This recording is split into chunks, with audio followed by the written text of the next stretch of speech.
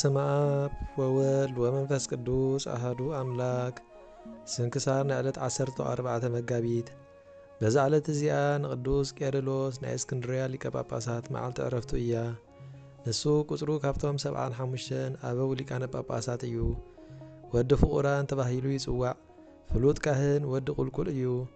በዓል ብዙሕ ሰናይ ምግባር መስተውዓሊ ነበረ። ኣብ ሃገረ ፍዩም ክህነት ተሾመ። ካብኡ ጊዕዙ ናብ ደብረ አባ ፍቂጦር ኣብ መእተዊ ሃገር ምስሪ ዒላ ኢትዮጵያውያን በጽሐ። ዓብይ ገድሊ እናተጋደለ ኣብኣ ብዙሕ ዓመታት ተቐመጠ። ብዙሓት መጻሕፍቲ ኣጥረየ። ተርጓሚኦም ድማ ብጽቡቕ ድሌት መርመረ። ቅድሚ ጵጵስንኡ ኣብ ቅድሚ መንበር ኣሸናፊ ንጉስ በጽሐ። ዓበይቲ ጉባኤ ካብ መምህራን ተንባላትን ሊቃውንቶምን ከዓ ተዋስእዎ።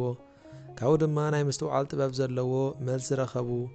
ብዛዕባ ዝሓተትዎ ሕቶ ብጽቡቕ መልሲ ገይሩ ኣረድኦም። ካብኡ ዜንኡን ፍልጠቱን ቅድስንኡን ምስ ተሰምዐ ኤጲስቆጶሳትን ህዝብን ሓዝዎ።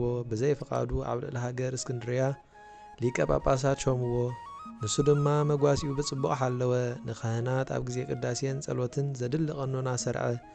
ኣብ መንበር ሊቀ ጵጵስንኡ 7 ዓመትን 9 ወርሕን 10 መዓልትን ገበረ። ካብኡ ብሰላም ዓረፈ። ኣብ ዓውዲ ሰማዕትነት ተቐብረ። በረኸቱ ምሳና ትኾን ንዘለዓለም ዓለም ኣሚን።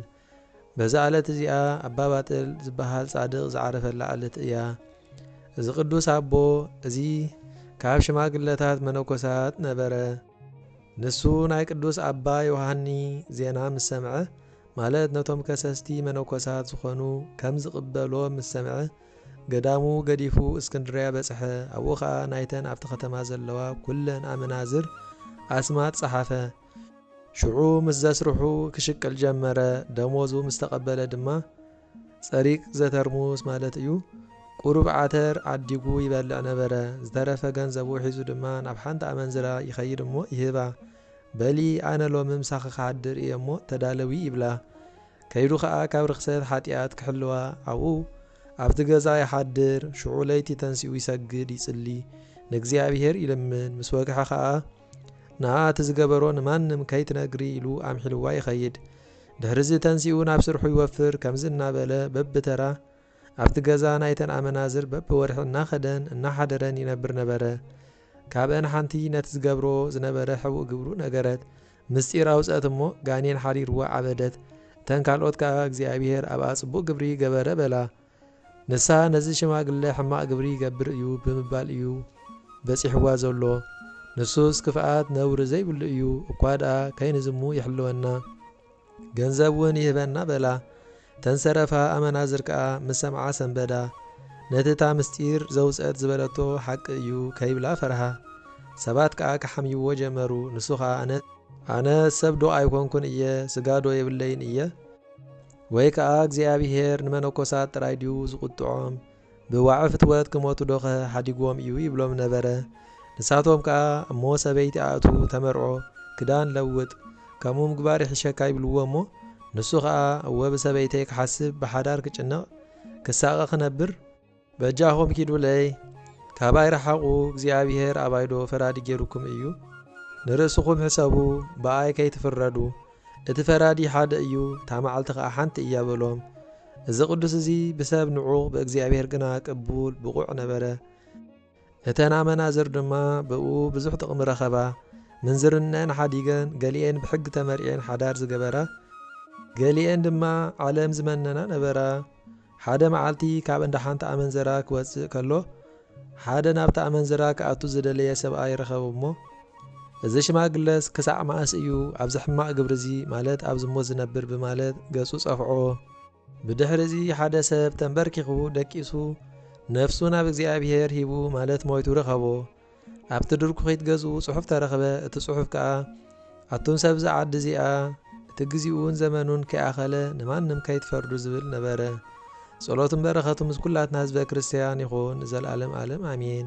ሰላም ለኣባ ባጥል ጽሩየ ዘተሰምየ እንበለ ይኩን ሓካየ ኣድህኖ ተዘማት ኣንስት ሶበ ውእቱ ሃለየ ከመ ኢይግበራ በእንተ ጥሪት ጀጋየ መፍቅደ ዚአሆን ይሁብ ወይ ጽየጉ ሲሳየ። በዛ ዕለት እዚኣ ቅዱስ ኣቦ ኣባ ሰማዕት ሲኖዳ ዓረፈ። እዚ ቅዱስ እዚ ካብ ሃገረ ብህንሳ ደቡብ ግብፂ እዩ።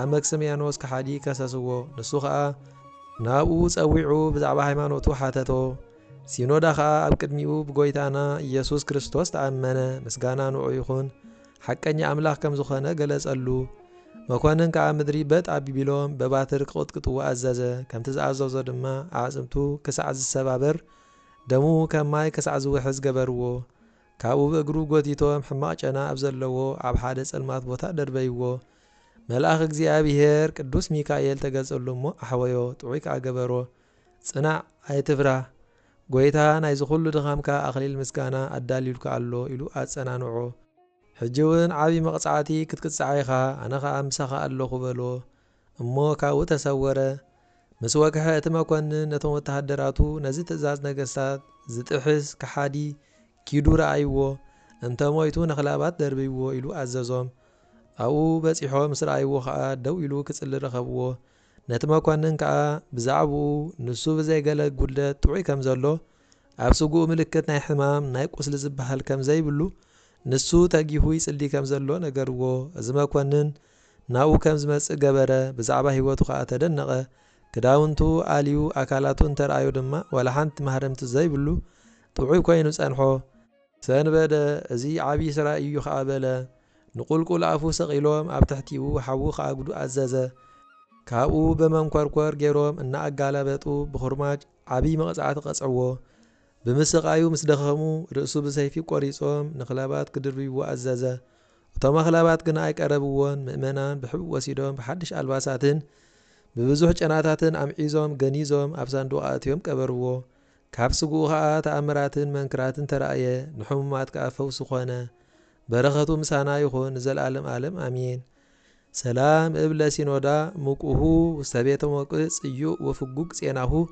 ወተሰቅለ አዲ ለክርስቶስ በእንቲአሁ ልዑለ እገሪሁ ወቁልቁሊተ ድማሁ እንዘነበልዋል ዓብዪ ነድ ታሕቴሁ በዛ ዕለት እዚኣ አውጋንድሪዮስን አውላድዮስን ሰማዕትነት ተቐበሉ እዞም ቅዱሳን እዚኣቶም ካብ ወለዶም ክርስቲያን እዮም ብመንገዲ እግዚኣብሔር ከዓ ይመላለሱ ነበሩ ብኩሉ መለኮታዊ ትምህርቲ ምሁራን እዮም ናይ ኢየሩሳሌም ሊቀ ጳጳሳት ቅዱስ አርሞስ ሓርዩ ኤጲስቆጶሳት ሾሞም ክሾሞም ከሎ ከዓ ኣብ ፍሉጣት ኣህጉረ ስብከታት ኣይኮነን እንታይ ደኣ ኣብ ዓድታት ክሓቲ ከይዶም ክሰብኩ ሾሞም እቶም ክሓቲ ድማ ሒዞም ብዘይ ምሕረት ዓብዪ መቕጻዕቲ ቀጽዕዎም ብዳርባ እምኒ ቀጥቀጥዎም ነፍሶም ናብ እግዚኣብሔር ከዓ ረከቡ በረኸቶም ሳና ትኹን ዘለዓለም ዓለም ኣሜን ሰላም ለአውጋንዮስ ወለአውጋንድርዮስ ካእቡ ወለአውላድዮስ ሳልሱ ውስተ ህልቆሙ ሓሳቡ በእንተ ዘጽኑ ሎሙ ዘበሰማያት መዝገቡ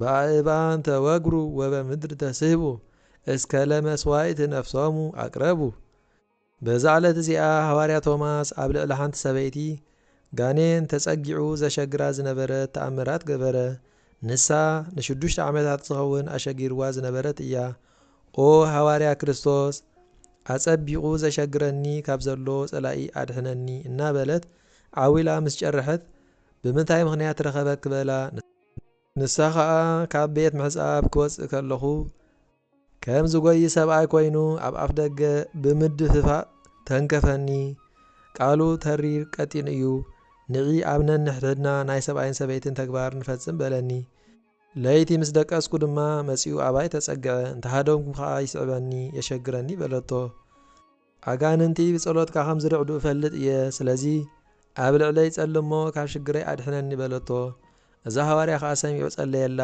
ነቲ ጋኔን ወገዞ ካብኣ ከዓ ወፀ ካብኡ ብናይ ክርስቶስ ትምህርተ መስቀል ዓተባ ምስጢራተ ቅዱሳት ቅዱስ ቁርባን ሂቡ ናብ ቤተ ሰባ ሰደዳ በረኸቱ ምሳና ትኹን ዘለዓለም ዓለም ኣሜን ሰላም ለቶማስ ዘይገብር መድምመ እምነ ብእሲት ኣግሂሶ ትድምርተ ጋኔን ህሱመ መንጺሐ ኃጢአት መጠዋ ስጋ ወደመ በጊዜ ትቤ ሃበኒ ማይተመ ከመላእልየ እይግባእ ዳግመ ምስጋና ንአብን ወልድን መንፈስ ቅዱስን ሎምን ኩሉ ሰዓን ዘለዓለም ዓለም ይኹን ስንክሳር ናይ ዕለት 14 መጋቢት ተፈጸመ